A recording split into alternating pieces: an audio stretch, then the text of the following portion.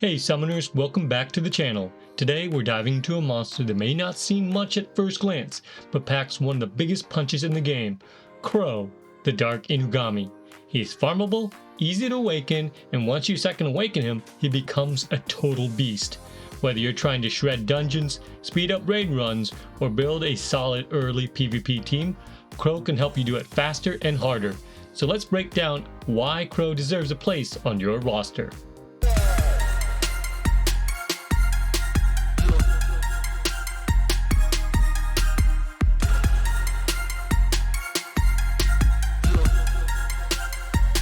Kro is a 3-star attack type monster that you can get from Scrolls of Light and Darkness, the Secret Dungeon, or the Temple of Wishes.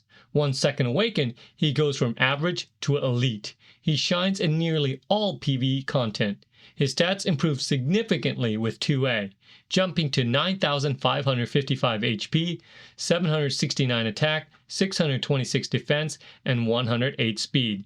His awakening also upgrades his first skill, making it even deadlier.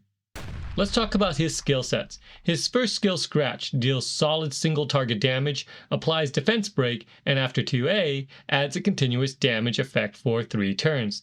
The second skill, Team Up, lets him attack with a random ally. When second awakened, both attackers deal bonus damage based on the number of harmful effects on the enemy. It's not just a DPS boost, it's also lower cooldowns. Then we have Scar, Kro's signature nuke. The damage scales by 50% for each harmful effect on the target, and after 2A, it also applies a 2-turn brand. This makes Kro incredible at boss killing when paired with a proper debuff team. So how do you ruin him? For general play, focus on speed, attack, crit rate, and crit damage. You can run him on Violent, Rage, Fatal, or Swift with Blade, Revenge, or Will as a 2-set option. In Rage, you'll want to bulk him up more by adding HP, defense, accuracy, and resistance, and using sets like Fight, Tolerance, or Determination to support your entire team. Slot 2 should be speed or attack percentage, slot 4 should be crit damage or crit rate if you can't get enough crit rate, and slot 6 should be attack percentage. Ideally, get him to 80% crit rate or more and aim for over 200% crit damage for that juicy burst potential. When it comes to strategy, you've got 2 main build options. If you're looking for a sustained build, Vampire and Revenge is a great combo. It helps Kro survive longer runs by healing with every hit. Perfect for safer dungeon or raid farming. But if you're speedrunning and want raw damage, go with Fatal or Rage plus Blade. Give him the best runes you've got, stacked up that crit damage, and watch him obliterate bosses in seconds. Now let's cover his strengths. Kro's damage scaling is absolutely wild, especially against enemies loaded with debuffs. His team-up ability adds versatility and helps lower skill cooldowns. He's also a solid choice for beginner to mid-level PvP, and his second and third skill makes him one of the top units on R5. As for weaknesses, he's still a bit squishy even after 2A, so you will have to balance offensive and survivability. He also needs setup. Without debuffs on the enemy, his potential drops significantly. Let's move on to how to second awaken him. You'll want him to be 6-starred and put on strong damage dealing runes and good artifacts that boost your third skill damage. An easy starter team is Lapis, Fran, and Loren. You'll want Fran to go first to buff your team, Loren to defense break, Lapis to deal AoE damage, and Kro to finish off the last mon.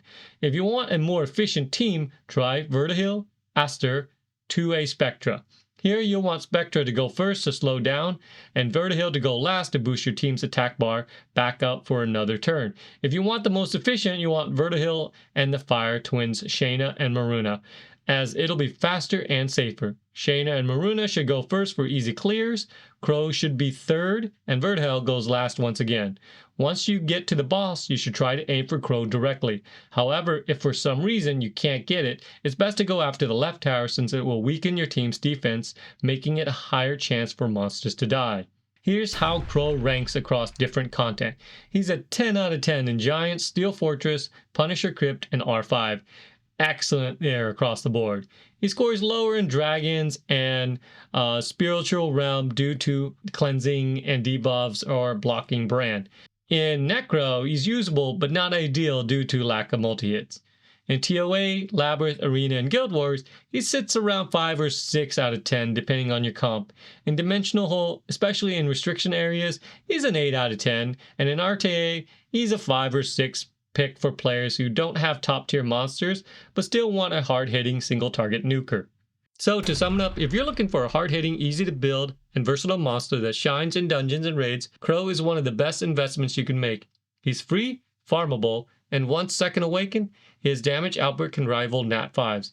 Whether you need a boss killer for speedruns or a reliable team up for R5, Kro delivers. If this guide helped you, make sure to like this video, subscribe for more Summoners War content, and drop your quote questions in the comments. And until next time, happy farming!